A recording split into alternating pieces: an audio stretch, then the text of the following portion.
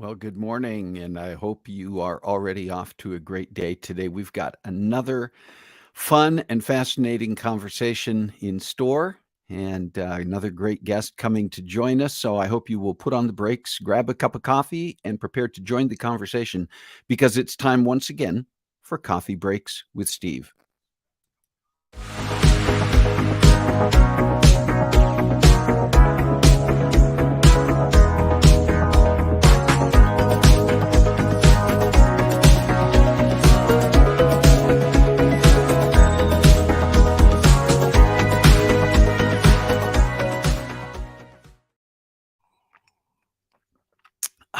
That tastes good this morning.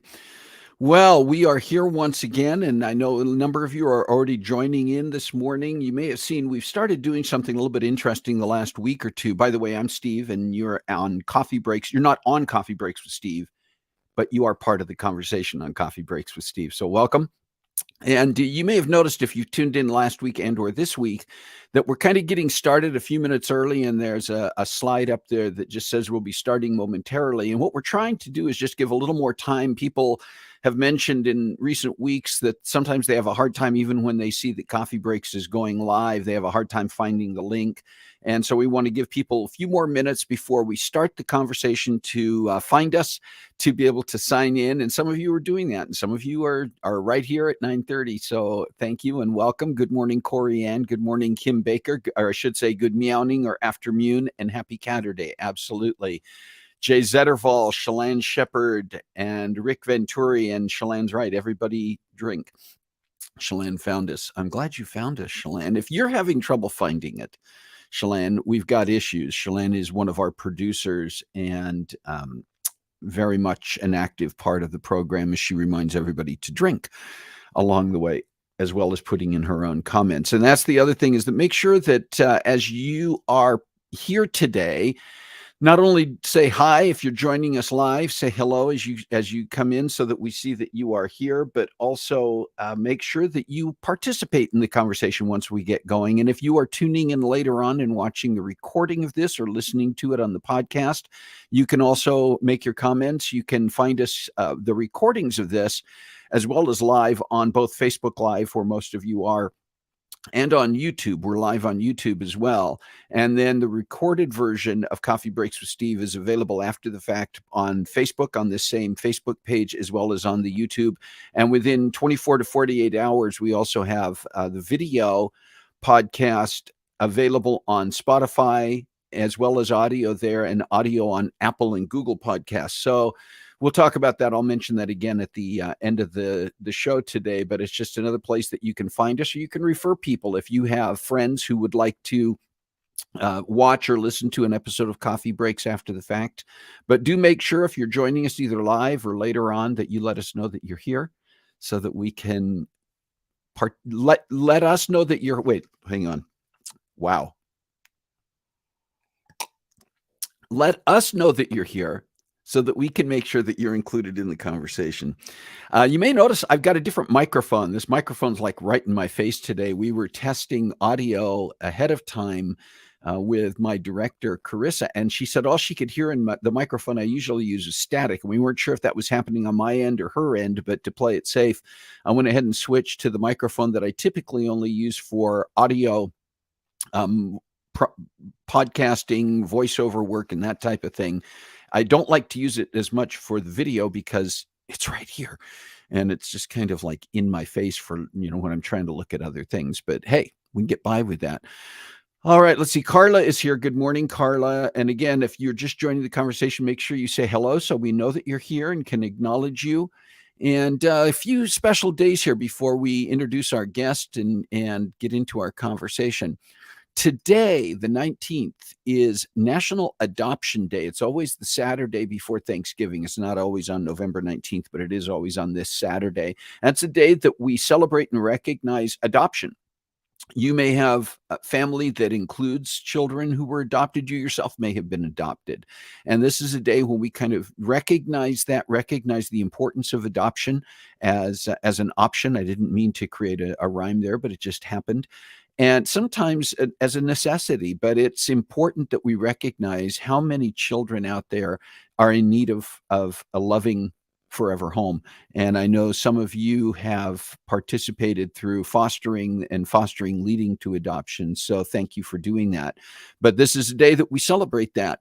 Tomorrow, Sunday, sorry, I just saw a comment from my sister, Kathy, and hello, Kathy, thanks for being here, saying that she may have been adopted, and our sister Carla certainly was. There's a long-standing story from our childhood that goes with all of that I won't get into, but Carla actually is not adopted. So let's see. So today is National Adoption Day. Tomorrow, Sunday, the 20th, is National Absurdity Day. And I thought it was important to put that in here because I'm one of those people who I appreciate absurd comedy, theater of the absurd and that type of thing. But apparently Absurdity Day is a day when you can do completely off the wall and absurd things. As with so many things that come up on the calendar, I don't need to wait for a special day. I don't know about you. But apparently, if you are a person who doesn't normally get into absurdity, tomorrow is the day you can do it. And then let's see, Tuesday, I didn't have a specific calendar event. I mean, there are several things. I go to a site that shows special days that are coming up, and I just kind of pick and choose from there. But I didn't pick anything specifically for Tuesday, other than the fact that it's a day in history. November 22nd, 59 years ago this year, 59 years ago, when President Kennedy was assassinated. And I was a young boy at the time, but I remember that. I think my sister Kathy and I can, share memories from that day, being at school, coming home from school, and the rest of the year. So much was going on that was affected by that, and in the months beyond that. But that's 59 years ago on Tuesday. And then the 23rd, a couple of things coming up on the 23rd, National Cashew Day. I'm a fan of cashews. Love to have cashews on hand. In fact, I was just munching on some yesterday. But National Cashew Day, I don't need a special day, but it's there if you want it, the 23rd. It's also National Espresso Day. And I think that's, espresso being a type of coffee. We're all about the coffee here. So mention the fact that Wednesday is National Espresso Day. Once again, I don't know if you're into espresso, you probably don't need a special day for it. But there you go. And then Thursday, I think most of us know that in the United States, and I'm being specific with that, it is Thanksgiving. The fourth Thursday of November is recognized as Thanksgiving. It has been for a number of years. I'm not going to go into the history behind that, how it was celebrated previously informally at different times and then became a national holiday. But there you go. It's this Thursday.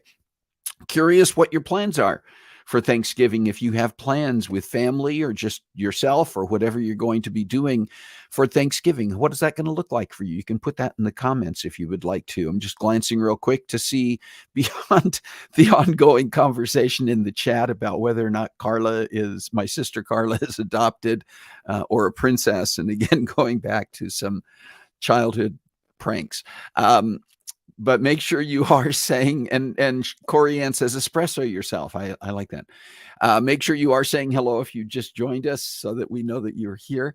And then Friday, of course, is Black Friday. Black Friday, I don't even know if this is still true. The day Black Friday got its name because that was typically the day at least back in the old days of retail, when throughout the year, retailers would be trying to break even. Get out of the red and actually be making a profit. And because of all of the Christmas sales that would begin the day after Thanksgiving, Black Friday was traditionally the day that retailers would actually begin going from the red into the black, making a profit. So that's the name. Now there's so much that's just early Black Friday sales and people who are buying throughout the year for Christmas and so many different options for retail. I'm not even sure if Black Friday is still really Black Friday, but retailers online and in person at the stores still do a lot of sales on that day. But there's a lot of them that start early now, so I don't know.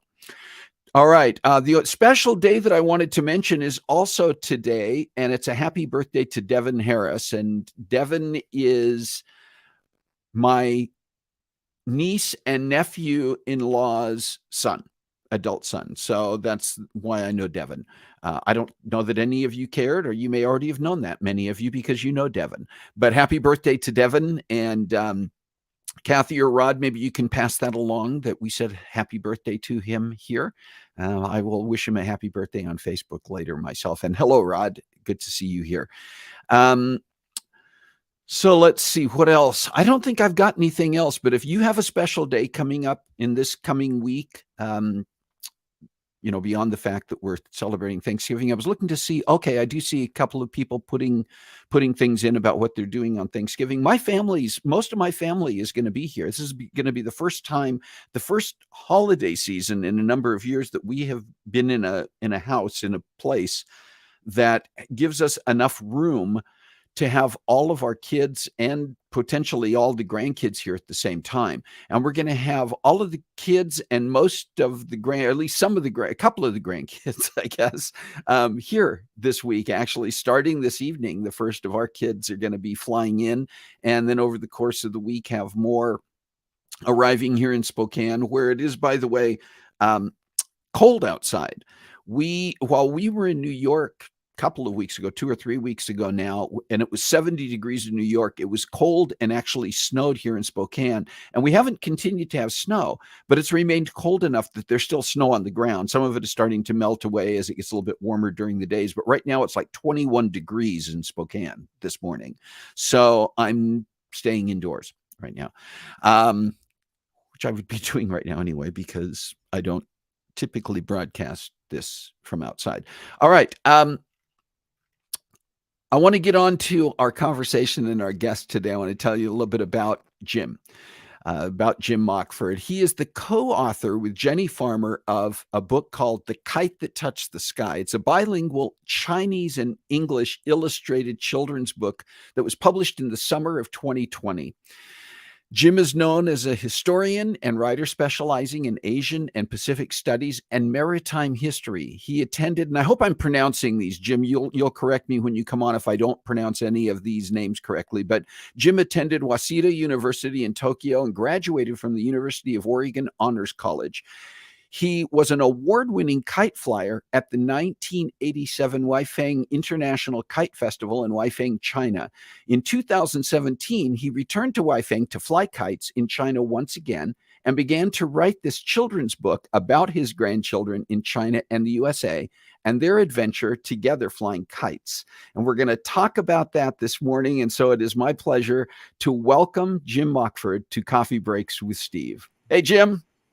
Hi, Steve. Hi, everyone. It's great to be here on a very windy day here in Portland, Oregon, which is appropriate since we're going to talk about kite flying. We're going to talk about kite flying. So I suspect, though, it probably isn't quite as chilly, although the wind chill, I know this time of year in Portland, you get the wind chill going and it can feel like it's there is a wind 20s. chill here. And that's why, it's great to be here with a warm cup of coffee. As I also have, and I know you've got a specific logo on there, Jim. So the first thing I wanted to ask you is, what's your choice of coffee?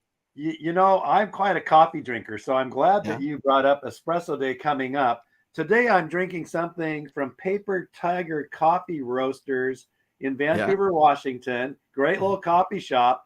They also, given that it's this year of the tiger, donated some coffee to our Northwest China Council Chinese New Year celebration. Nice. So the winner of the raffle got one of these wonderful cups. And what I'm drinking is called Paper Stripe Coffee. They do a variety of coffee beans there. And they're one of my favorite places in our area. But I will give another plug to another coffee shop in Portland, Kopi Coffee, which uses Pagi Coffee Roaster Yunnan coffee. When it's in season, you can actually drink coffee that's beans from China. And it's hard to get. Cool. You don't find Yunnan coffee beans very often. But there's a Super Joy Coffee in Portland and Kopi Coffee Roasters that sometimes carries that when they can get it, among other many great coffees. So I will plug those coffee shops and coffee beans. And it's great to have a chance to tell that story a little bit.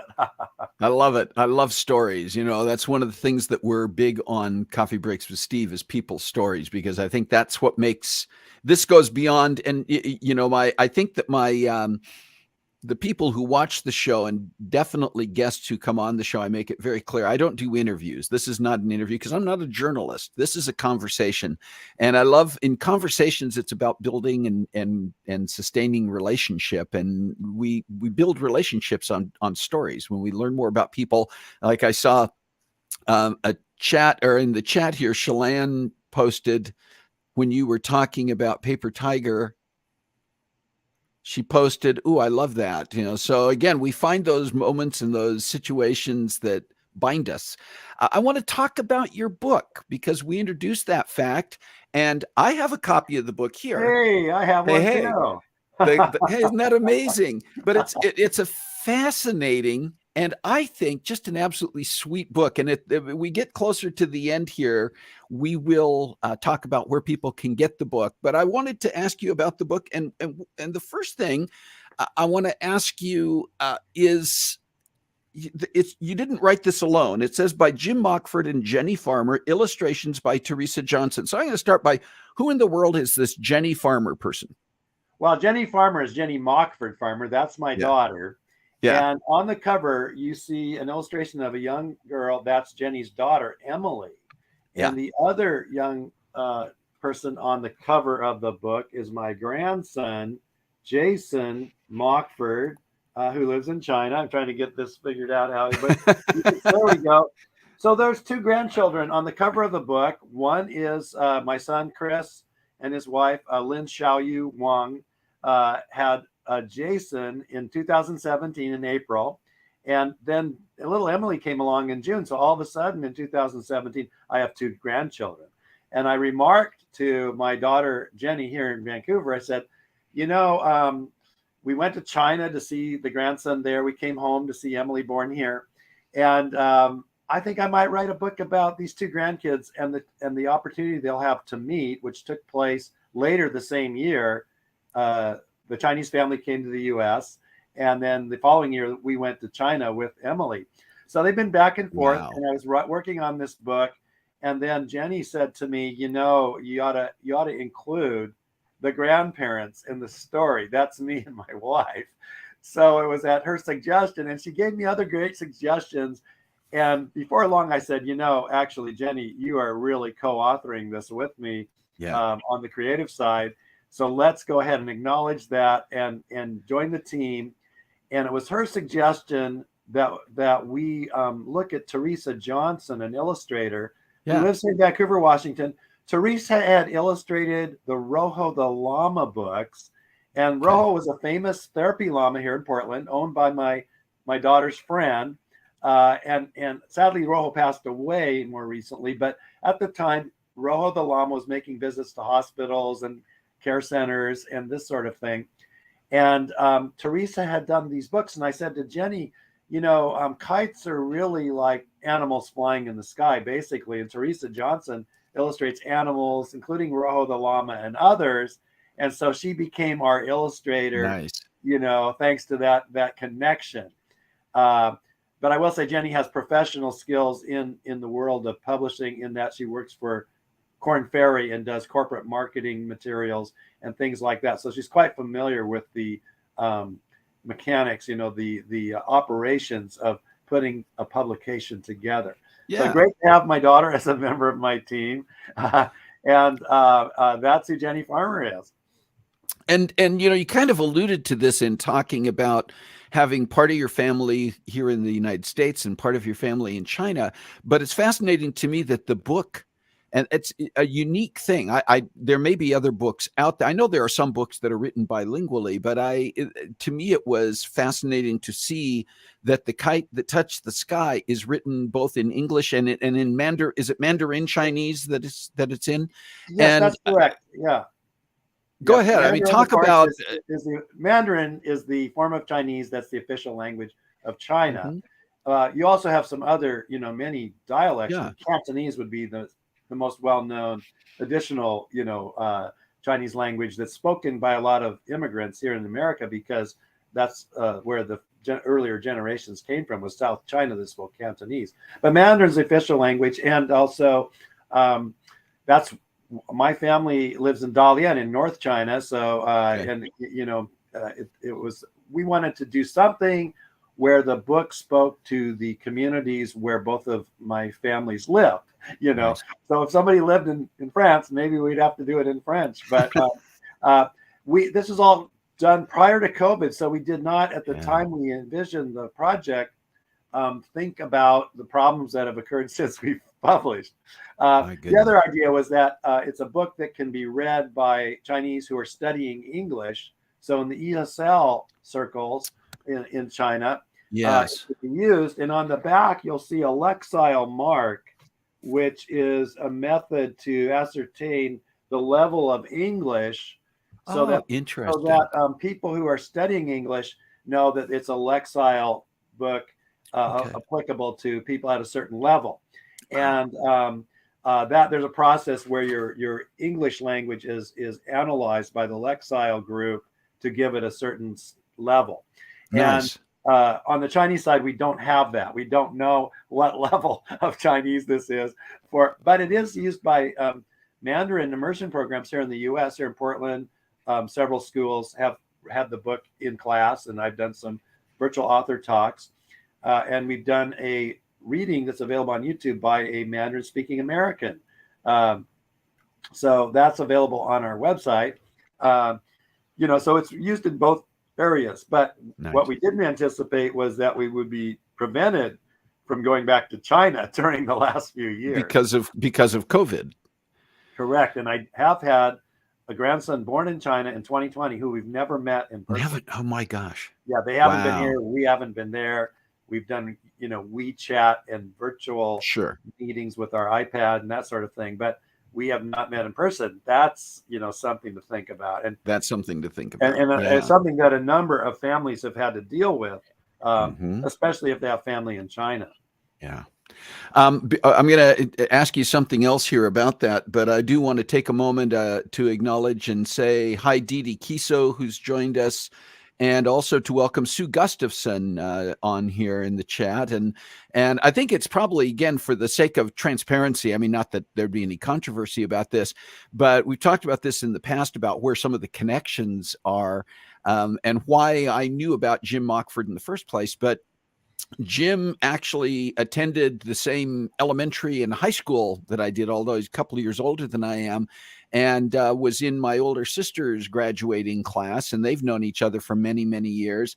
And Jim and I connected at a couple of times at the Adams High School reunions, and most recently just this past August. And that's, I think, where we started talking about this possibility and about the book and having you come on the show. And so it is fun to see some other alums from those days tune in here to watch this. And I want to welcome anybody who's tuning in, but do make sure that you do what others are doing. Say hello, participate in the conversation. If you have comments or you have questions for Jim along the way, you can put those in the chat as well. And we'll see if we can address those.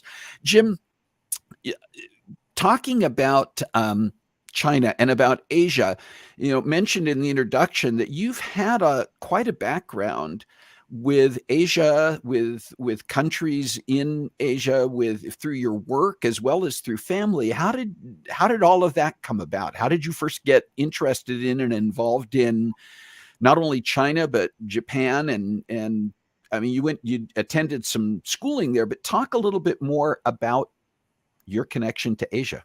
Well, let's go right back to the Kennedy School. I'll say hi to Sue and anybody else from Kennedy School in Portland, Oregon.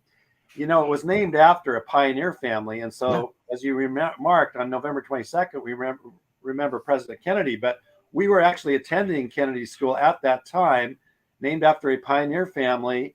Right. Naturally, as a young person, you were happy that all of a sudden your school was appeared to be affiliated with the president. Gaining notoriety, even though it wasn't directly associated. Like your sister Kathy and I are of that generation where we were probably in the 4th grade on the day that happened on November 26th.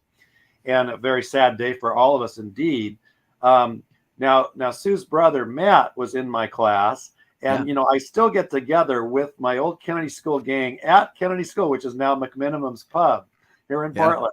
And that's a great place to meet your alumni in your 3rd grade class at the Cypress Room Lounge or something like that.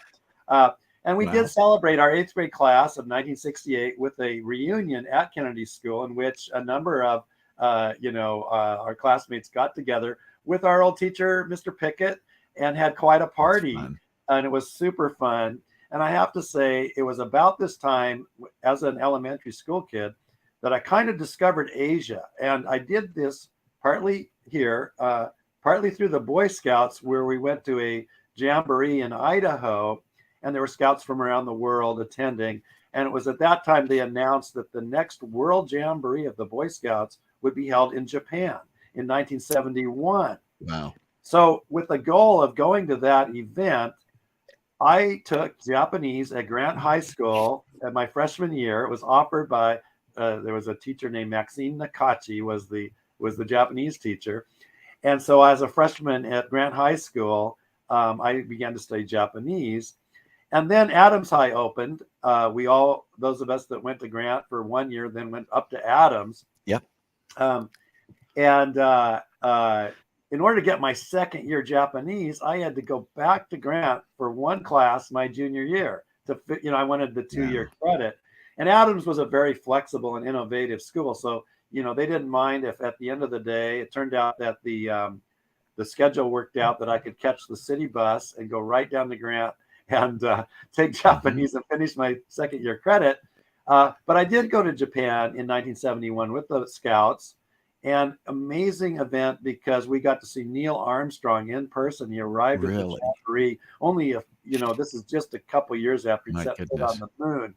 And so as a young person, we had the moon landing in 69. We had, the things that one remembers from that generation. but it was great to see him in person. And then disaster hit, quite frankly. What happened was we were supposed to climb Mount Fuji, but a typhoon arrived. We got wiped out, and we got evacuated from our site, and they sent us to the gymnasium of an all-girls school. And I thought, oh, actually it kind of helps to know a little Japanese here. And that further encouraged my deciding to major in Japanese when I went to college at University of Oregon, and then later to Waseda University, as you mentioned, is the program that I spent a year at in Japan in the 1970s. But in those days, you could not go to China, right? It was still closed. I was quite interested in China too. And it took a little longer for me to get a first trip to China, but I did study a little Chinese at U of O as well as Japanese. Wow. So I had a long interest in Asia, going back to the earliest times of my, childhood education. And I think some of my classmates probably thought I was a little weird to be studying Japanese in those days. It wasn't the popular language to be studying back then. It wasn't obvious that Japanese was going to become a big thing in the 80s, which it did. In those days, people asked you, why were you doing this crazy thing? But I had a lot of fun with it, even without knowing that it would lead to other adventures in career and in life. So that's all part of my story. The one thing I like about your conversation, though, is that when you open it up, you open doors to other things. Because it's International Adoption Day, and I do want to recognize and celebrate it, I will mention that I have cousins who have adopted children. My brother-in-law adopted children. I think there's at least 5 adoptees in my extended family. Wow. And that they come from all kinds of places, including Native American, Asian, African American, Hispanic American. And so there's a bit of a rainbow family that you don't see in my face, but you might see at some sort of family gathering. And that basically all of these cultures, if you go kite flying, you might see art representing the places that kites come from, because they're global. They're all over the world, and they're very unique to each culture that is interested in kite flying. Yeah. So we'll get back to that. But thanks for mentioning National Adoption Day. Yeah. Kathy asked a question, which we're going to be kind of transitioning to talking about kite flying itself, which is obviously the other key factor of your book and your life. By the way, I do need to mention that I love your setting here in your office, your study, whatever it is, because there is a tremendous amount behind you that relates to the cultures that you have been involved with here. It looks like a lot of Asian art and items that are in your... Think of this way. Yeah, there's a Japanese kite from northern Japan behind me. Okay. A pennant. I have all kinds of stuff. When I do a book talk for school kids, I sometimes bring out props like this. Oh my goodness! Like this dragon kite, right? Yeah. And these are much bigger. But this is a smaller example of the kite trophy I won in China in 1987, which we'll talk about that story in a minute. But yeah, this little dragon kite makes the children's eyes open up wide when they see the dragon arrive. And I have a year of the tiger kite that's been flying this year, that you'll see on our website. So I've been having fun with all kinds of kites. And I'm not an expert kite flyer. Like when you go to the kite festival, you see these stunt kites and precision team kite flying. I'm not one of those. I'm a complete amateur when it comes to flying a kite.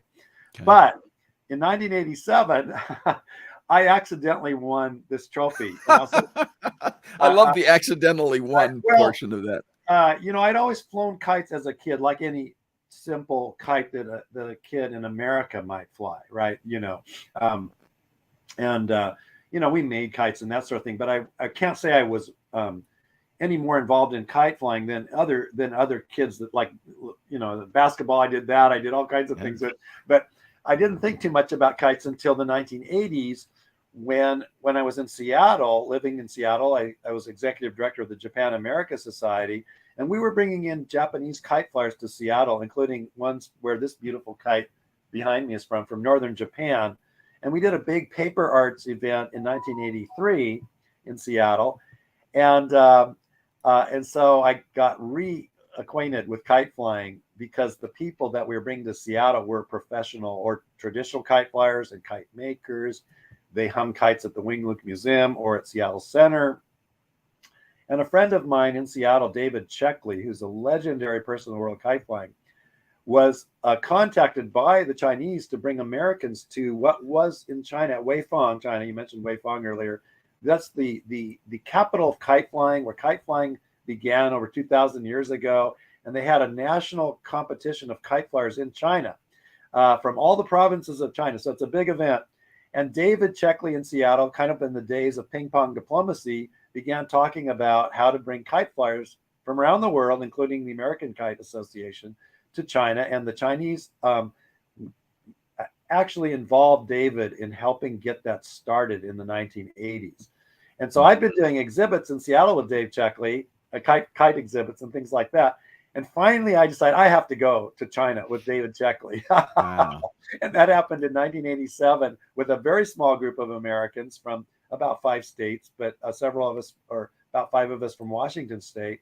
Goodness.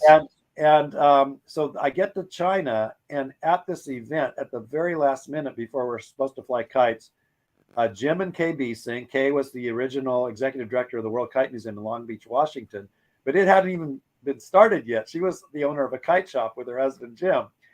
And Jim and Kay said to me at the very last minute, they said, "We want to fly the kite we made ourselves. Can you fly this other kite?" And the rules of the kite competition are you simply have to be there, and you can fly a kite you purchased, you made yourself, you borrowed from a relative. It doesn't matter where the kite came from, but you have to be there. You're wearing a number and you're flying a kite. So I'm flying this. Turns out I ended up flying a kite that's about 30 feet across, takes several people to launch, and I'm wearing my little number.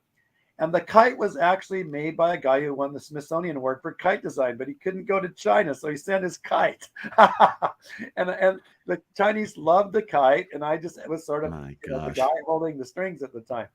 And I ended up winning this beautiful trophy kite, which I then felt I should make available beyond those that visit my study. Yeah. So I gave it when the World Kite Museum opened in Long Beach, Washington. I gave that trophy kite to the World Kite Museum, so you can see it on exhibit there. I still have a certificate with my, initials, including the horse character Ma for Mockford. But I borrowed that kite back to exhibit the trophy kite in Portland in 2020 at Lansu Chinese Garden, and then COVID hit, and the entire exhibition, which was supposed to last a month, it closed. And the World Kite Museum closed, and I had all these kites in this very room for quite about 6 months until I could return them to the various places they came from. 1987 was the key year for me to get really, really involved with kite flyers and kite people from around the world. And I was actually interviewed on TV Tokyo in Japanese in China when I won this award. But we came back from that, and I felt bad because my wife could not go to China with me. She was pregnant with our daughter, Jenny Farmer, Jenny Mockford at that time. And so 30 years later, Steve, the director of the Wuhan Kite Festival, sent me a letter saying, thank you for mentioning that I'm old, but as an old and distinguished friend of the Kite Festival, please come to Weifang in 2007 for the 30th anniversary and bring your wife this time. Nice. This time Cheryl got to come. We were already planning to go to Dalian to see baby Jason, within the time frame of his being born in April. And the Kite Festival was around the same time. And so Mr. Liu at Weifang paid for our, once we got to China and we're about to see the grandkids, we were then taken as his guests to the hotel and given red carpet treatment in Weifang. But he had also contacted me a few weeks earlier and said, if you can come a week early, we'd like you to be our guests in Dunhuang.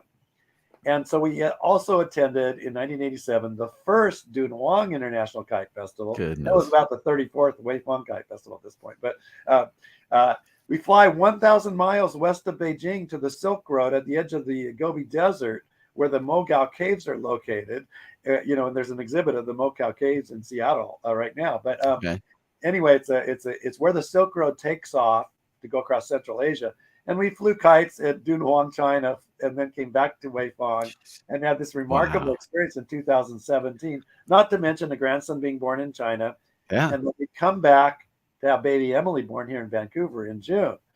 So now I've got the grandkids and kites, and so the room's a big mess, right? Hey, I know we're gonna run short on time here, and I saw that Sue had a question in there. What we'll do, just for all of the viewers on here, is Jim will have access to go back to the chat after the show. So hopefully, if there were any comments or questions that we didn't get to, we'll have a chance to follow up on those. I want to finish with a couple of pieces of information out there. And the first thing I want to do is talk to people about where they can find your book if they want to buy the book. And I know it's available in a variety of places, but for instance, I know you can find it on Amazon.com. It's out there, right? Right. And go ahead. No, Amazon's a great place for authors who want to have an author page and also get reviews, right? And so we are on Amazon, but I am distributed through Ingram. And that's what bookstores like to do, is get your book through a distributor like Ingram Spark. And that organization was quite helpful to the publication of the book, and also other things they do. I don't have to go into that today, but Ingram's our distributor. We can be found on the portals of local bookstores.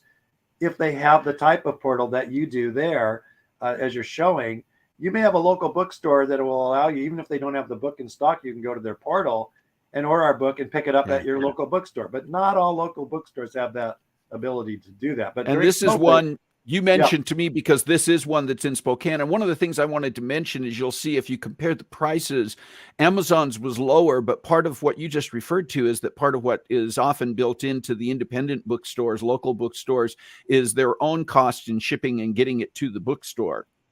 And Amazon bounces prices around a little bit. Yeah, they do. And so we don't have control over what, they could offer it for just about anything. We don't have control over that.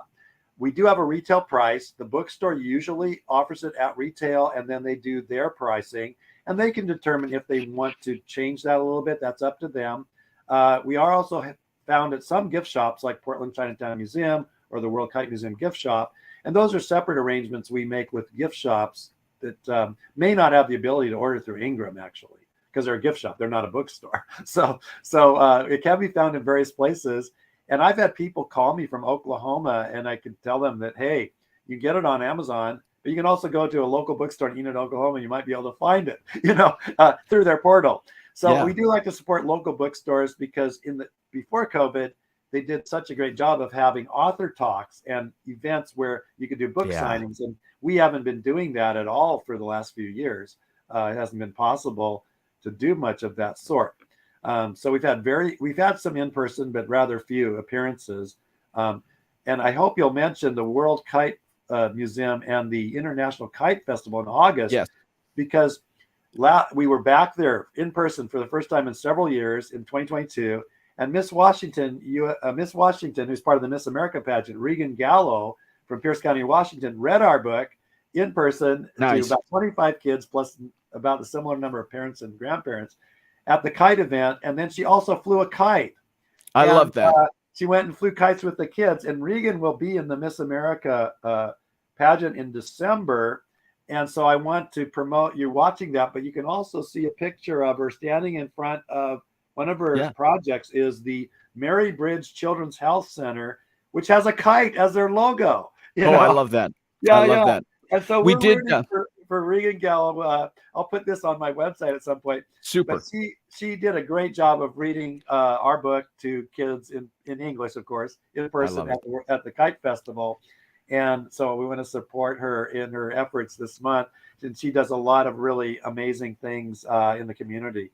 That's great. I was going to mention, Jim, that I wanted to mention we do have the slide up here is from your website, kumquatkids.com, and we have dropped into the chat the information on the links to kumquatkids.com, the World Kite Museum in Long Beach, Washington, the American Kite Flyers Association, and the Northwest China Council. And if those links, when copied into the chat, if they're not live, you can still copy the links and drop them in on your browser and go to those sites. So I just wanted to mention that. And we are running short on time, so I have one more question for you. And it's a question that, we always want to find out from people who are involved in doing so many things. What's next for Jim Mockford?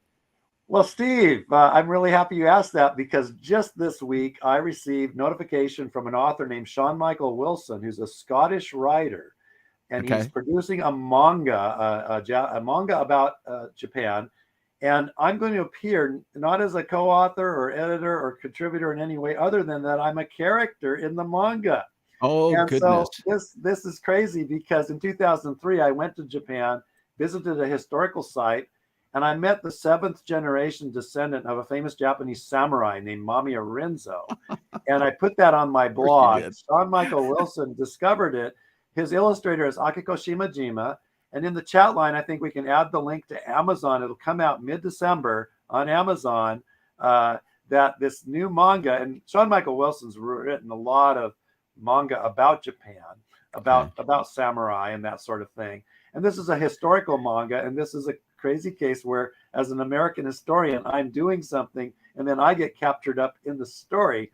And so there'll be an illustration of me, and it's without my glasses, I believe. Okay, so now we need to see you. Yeah, we need to see what you're going to look like. I took my glasses off in 2003 when I was posing in front of the samurai statue. So that's what's used. A then 90-plus-year-old man who was at the birthplace museum of Mamiya Rinzo.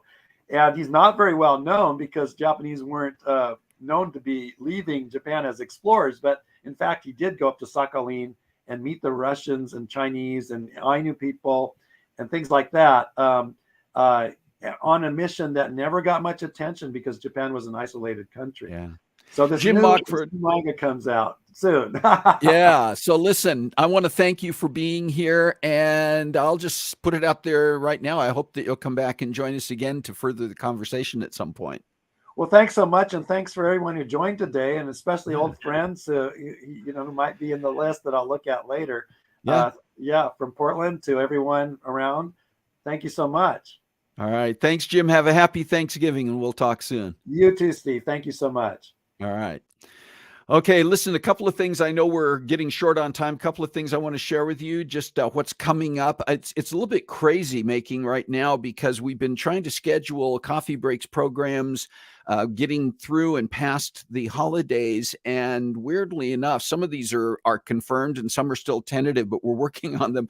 We've got coffee breaks episodes kind of planned out into the second quarter of 2023. We've got a bunch of things coming up, but next week, we're just going to have a cool little conversation with family here in town. I may even get a couple of my family members to join me on the air to talk about how we can appreciate family. At this Thanksgiving season, this holiday season, family, we know that families can be complex and there are even some challenging situations often within families. Not everybody has healthy relationships with every family member. We're going to talk about the ways in which we can appreciate members of the family. And so that's just one of the things coming up. Just a reminder, and you probably have figured this out by now, but we are now extending the length of the program. We just find with conversations such as the one we had today with guests on that it's running a bit longer. So rather than tell you we're going to be on from 9:30 to 10 and then run late, we're trying to get it finished up by 10:15, and even that sometimes can be an interesting challenge. And then a reminder that we are available on the podcast site, Spotify, Apple Podcasts, and Google Podcasts within 24 to 48 hours of the show being on the air live. So that's a place that you can let people know that we are here. I want to thank you all for being here, for joining the conversation once again. I do want to wish you all a happy and blessed Thanksgiving, no matter how you're celebrating and with whom you're celebrating. I hope it's a special time of year for you. And just a reminder, we all have a voice. We all have ways, no matter where we are, what we do, we all have ways of taking some kind of action to support the things and to be a part of the conversations that we need to. So please find a way to make a difference in your world this week. God bless you. Have a great week.